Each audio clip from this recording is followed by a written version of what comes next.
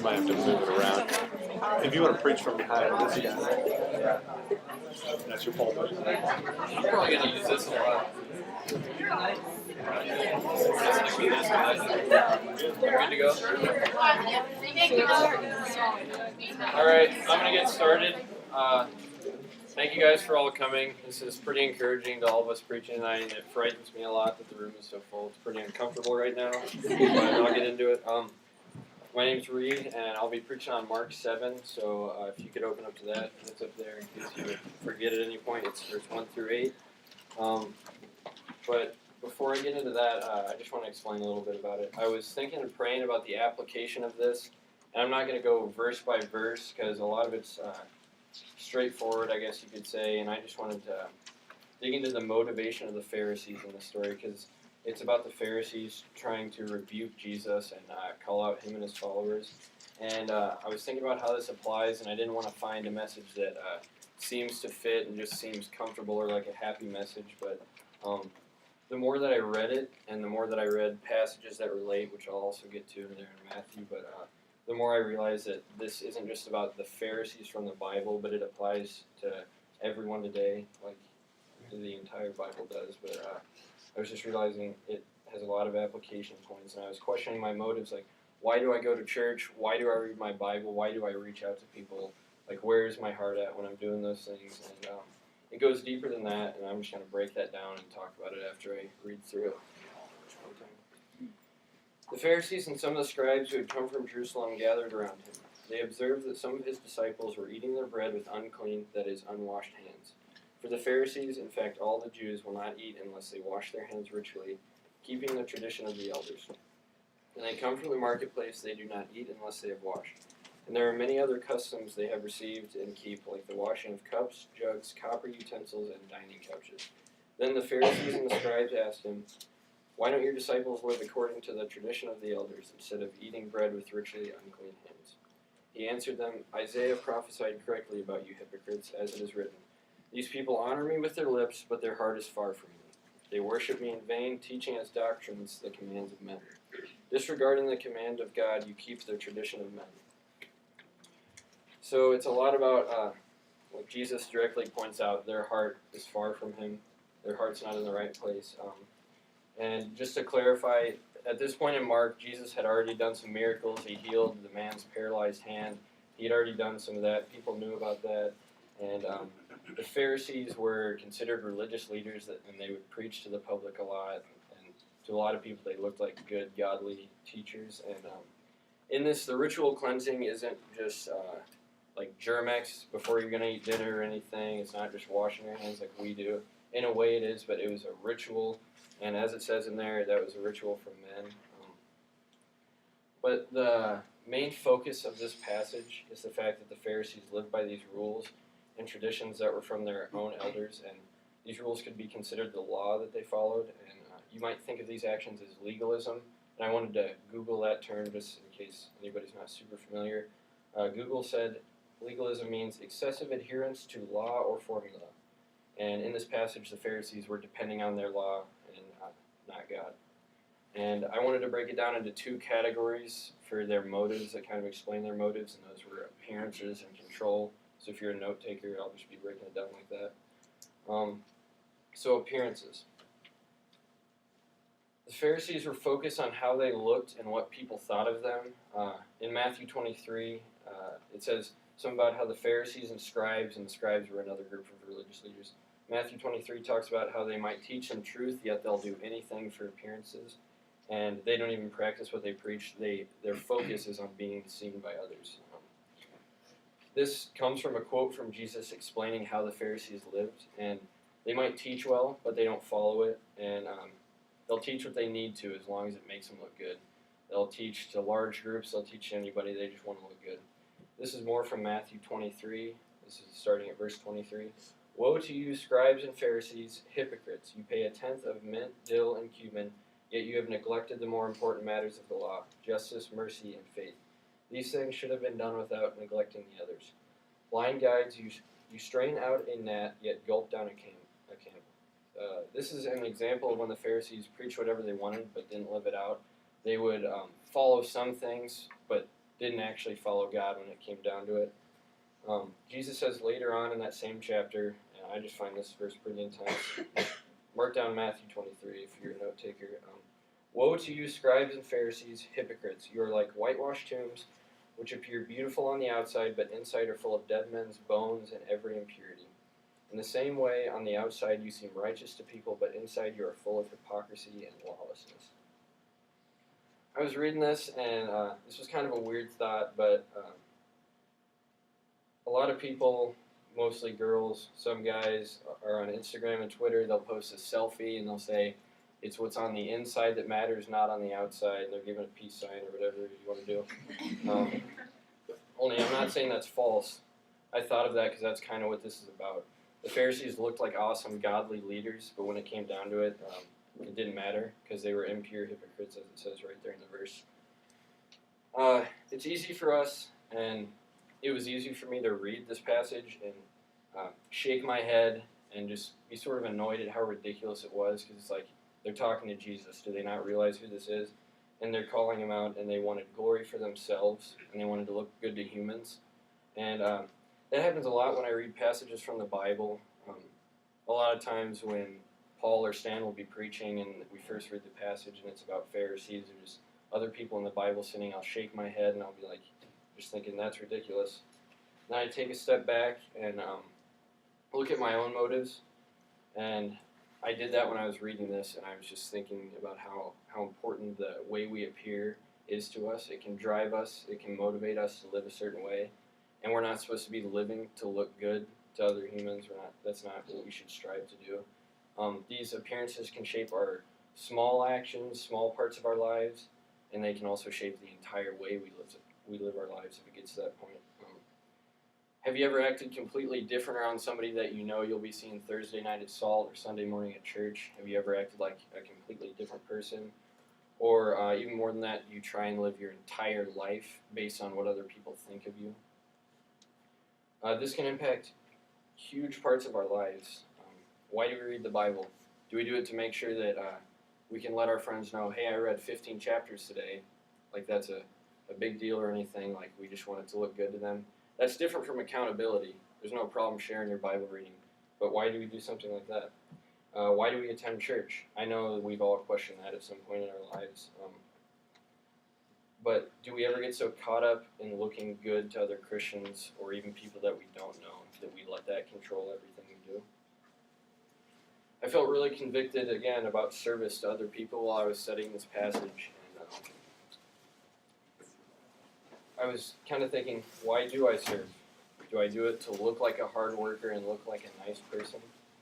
Stan could call me up and say, hey, do you want to come set up some staging at church or just any job like that? There's plenty of opportunities to serve. And obviously there's nothing wrong with me going and doing that, but do I do that to love other people, to serve other people, serve people at the church, and love God? Or do I do it because it'll look like Reed's a really good guy if he goes and does that?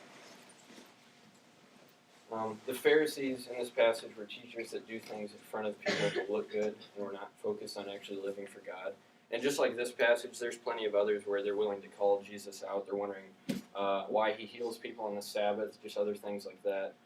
And they look like they know what they're talking about, but they're living for appearances. And I also thought of another example, only it was from Nathan Mowry. He's from Ames. He was preaching at Salt a couple months ago. He brought up a point that I had never even thought about before. He was talking about college students, and he brought up drinking / getting drunk on the weekends. He brought up the motivation behind why, as Christians, we tend to stay away from that or just don't take part in that. Right away, you might say, no, I'm a Christian. That just might be the answer you give. When he said this, I was thinking, what's wrong with that? I did not know where he was going with that. I was thinking, what's wrong with that? Don't you want to proclaim that faith? But he brought to question the motivation behind it. He said, do we desire, in other words, he said, do we desire to drink and seem to feel like that answer, I'm a Christian, is something that holds us back from that? Is it like we're thinking, oh, I'm a Christian, I mean, I wish I could, but I'm a Christian? Or do we truly desire other things? And the reason I'm bringing this up is, or do we we just follow this type of rule because that's what Christians are supposed to do? Do we make those decisions for how we look? Or do we say that because it's expected of us? And in my high school career, I'd like to think I made pretty good decisions. I would consider myself a good guy. Things sort of became a checklist for me. I didn't get into drugs, didn't have sex with anybody, I didn't get drunk, I didn't even drink for that matter, so I guess extra credit if I'm going to mark on a checklist. That's sort of what it felt like. I looked good, I thought I was something. Everybody knew Reed would be at church Wednesday night, Sunday morning, Sunday night. And then as soon as I was getting into college, and especially while I was writing this, I was looking back and just questioning why I did those things. I don't regret the decisions I made. I don't regret that I avoided those things. But sometimes I just loved the way that I looked because of that. And I loved looking like a good guy. And where's our heart when we're making those decisions? If we're simply going through the motions and living in ways that we're supposed to as Christians, or the way that looks good to others, yet our heart is desiring other things, what's the point? Because God doesn't care about those empty actions if our heart isn't desiring Him. I don't think that the Pharisees in here had called out Jesus because they believed that God calls them to richly wash their hands. I don't think they felt convicted about that or thought that was some important commandment from God, because like it says in here, it's a command of men. I think they loved how it looked and how it felt to call out Jesus and His disciples. We can't lose focus on glorifying God with our lives and begin to glorify ourselves instead. Is the main point of the whole appearances aspect of this. I also think that in this passage, the Pharisees called Him out, and in other passages like it, because they like control. And to explain that more, by control I mean they thought their rules could get them something, or they didn't want to be held back by anything else. And, they were relying on themselves and relying on their own rules rather than God, so they wanted control. Verse 8 is when Jesus said that they leave the commandment of God and hold to the tradition of men. When they leave the commands of God behind and they rely on the commandments of men, it's not going to satisfy them. It's not going to get them anything of true value. It becomes sort of a sense of pride that we have if we rely on ourselves, as they were doing. John 14:6, I know that's a TOG verse, and a lot of you have probably heard this. I am the way and the truth and the life. No one comes to the Father except through me. We can't find salvation through rules that we follow or how we look. The verse doesn't say you can come to salvation or come to God through any other means. We can't do it by what we've done. We can't do it by how we look or any number of rules we followed or the checklist like I was mentioning. And I just want to make it clear, like, we should still pay attention to how we live, the rules we follow. I hope that's still clear. But that comes from a changed heart. We shouldn't be living for that sort of thing. Jesus points out in verse 7 of the passage that the Pharisees' hearts are far from Him. We know from Ephesians that we're saved by grace, not by works. That's in Ephesians 2. And like I said, good works do come from a changed heart, but these works aren't what can satisfy us and bring us salvation. As soon as the Pharisees started relying on their own traditions and their elders' traditions, as it says, rather than what God had designed for the way that we should live, it's like they started assuming that they had control and that they could rely on themselves. And again, this doesn't just apply to Pharisees or just the people that were around when Jesus walked the earth. We crave control ourselves, and we do it every day when we worry. And I know the Pharisees in this passage weren't worried about anything, but I was just thinking about how we desire and crave that control. We assume that control every day and forget to rely on God by worrying and stressing. I was doing that today about this sermon because I was super nervous and stressing, and I was just reading through this, and I was like, I'm holding on to that too tight. I'm holding on to control because honestly, in anything we worry about, whether that's tests or something bigger than that, our worries, as we know, can't get us anywhere. We can't control anything because of that. And I'm glad that I don't have to live a life where I need to rely on the rules that I follow or the works that I do to obtain salvation. Because if I'm going to rely on that, I'm never going to make it. And that's just when you look at it that way, at least for me, that makes me feel a lot better about it because I know I'm weak and I can't get there on my own. And God has commanded us how to live, and those traditions that we set for ourselves, whether it is for appearances or for control, it'll leave us empty and wanting more, and that more is God. You can't go seeking salvation or joy or even peace from anything else. You're not going to find it from the way you look. You're not going to find it from the rules that you follow. There's no number of church sermons that we attend or listen to online, and there's no large number of connection groups that we go to or number of times that we pray in a day that can increase the likelihood of salvation or make God want to save us more. I almost took that part out of my sermon because I know that sentence sounds completely ridiculous, but I was thinking when we rely on these legalistic rules or rituals, I guess you could call them, when we rely on those for salvation and we forget to rely on God, it's like we're making that the goal. What is the ultimate goal? We focus on salvation in what we do, and we're supposed to live for God. And as I said, the way to that is belief in Jesus. But when we're relying on those other things, it's like we're making the goal. That I followed these rules. I made it. I pray every day. I read every day. I pray 3 times a day. And you'll see that in other religions where there's these rituals that people follow over and over. And when we're trying to take control, and that becomes our focus and priority, it's like we're denying the gift of salvation. It's like we're saying, no thanks, look what I'm doing. I got control of this. No thanks, haven't I followed enough rules? Can you see what I'm doing? There's never any point in the Bible where it says that we need to be focused on that. And we can't become God, obviously. We can't obtain control over what happens to us eternally, and when our heart is desiring these other things, we're not seeing, or at least not focusing on what God truly has for us.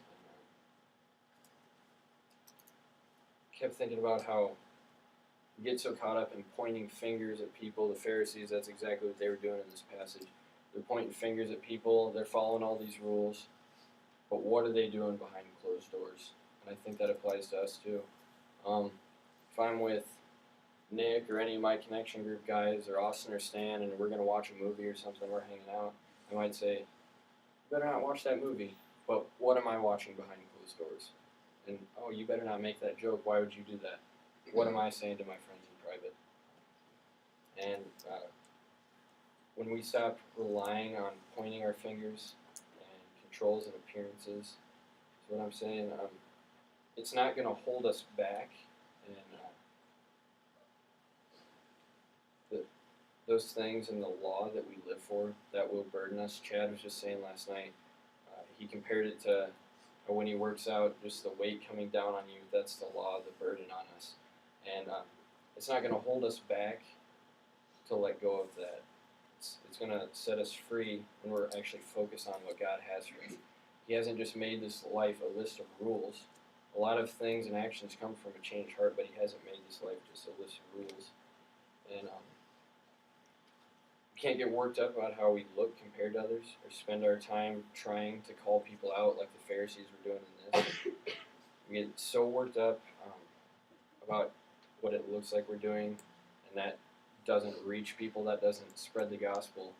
Nobody wants to follow a God where you can obtain salvation through rituals or rules. And it does nothing for the kingdom of God when we're so worked up about our actions and rules. It doesn't spread the gospel. And are we supposed to follow the commandments of God and submit to authority? Yeah, we need to do that, and we need to respect people. We do need to follow those things, but we can't get so caught up in that it's the focus of our hearts and our lives, and we're just doing everything for that. God's given us salvation, and He hasn't put it on us to strain ourselves day after day to obtain that ourselves. And there's forgiveness, because if we're relying on those rules, we're gonna break them. If there's some rules you set for yourself, you're gonna break them. Or if you're trying to be a perfect human, there's only been one of those, Jesus. In case you weren't aware of that, that's just a little side note. But we can't just get caught up in trying to be perfect and living for those rules instead of God. should turn our hearts towards Him and not towards those rules. The gift that He's given us, that should turn our hearts to Him. I hope that this passage, I hope that I went through that clearly, because their whole motivation throughout the Gospels, the Pharisees that is, their whole motivation is just to look good and rely on themselves. And when we rely on ourselves, we can't lose focus doing that, because that's not going to get us anywhere. You can't focus on all these rules and focus on relying on yourselves and also rely on God, because we're not called to do that. That's just not going to work out. I'm going to pray. Father, I pray that we focus on You in everything we do, and we don't start focusing on other things or just desiring other things. But I pray that in everything we do, we have a heart after You. I just pray for these guys that are coming up after me, that they can just preach the truth, and that people are impacted by that. And thank You for this opportunity and everything You've given us, and especially that gift of salvation that we talk about. Thank You for that, and that we don't have to rely on ourselves. Amen.